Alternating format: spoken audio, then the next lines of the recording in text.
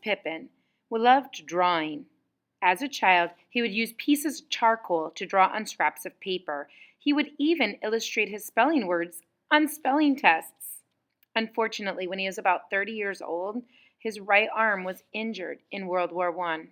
Eventually, he discovered that he could use his left hand to hold up his right arm and still draw with his right hand.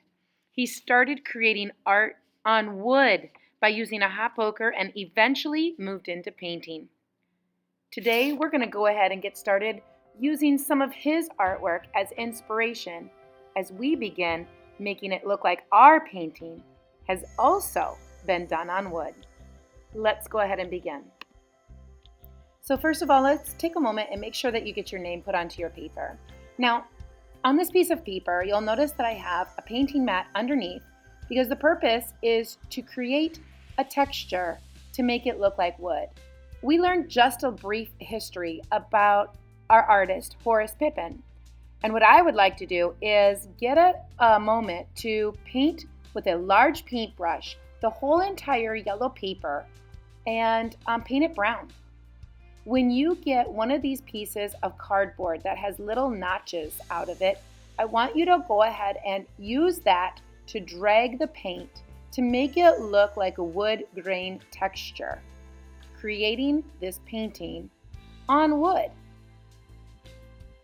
Now that I've got my texture placed onto my painting, I'm going to set that onto the drying rack and take a moment and let that dry. Secondly, once it's dry, let's go ahead and take a moment with our pencil and start drawing out the red fox that we saw in one of his famous paintings called The Getaway. This is a part of the project. You can follow the drawing guide as it helps you get started. I drew it in pencil first just to kind of help me guide where I should be placing my black oil pastel.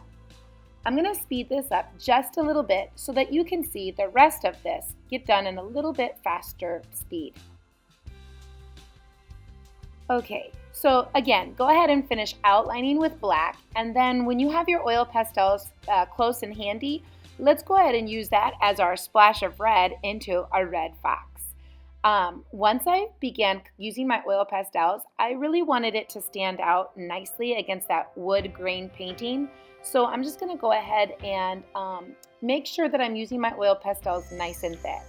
My white shows up very nicely against that brown paint as well. So again, just press down kind of hard, making it look kind of like a paint. That's what's so great about oil pastels. I'm adding a little bit of color to my project as well, as if it was a paint, and just outlining once again. I really wanted that black to stand out a little fresher. So now that I've got my fox done, I'm also going to start thinking about, what I want to put into the rest of the picture. Is it a daytime scene? Is it a nighttime scene? You want to go ahead and start adding in any kinds of background images that you would like to add into your picture. Maybe those pictures from the beginning of the video of Horace Pippin's artwork might inspire you as you begin adding in some interesting details to your background. I left mine all with black because I still wanted people to see the wood grain texture that I've created in my picture, but I don't know, maybe you want to use a little bit different colors as well. I had fun making this project and I hope you do too. Happy art making, boys and girls!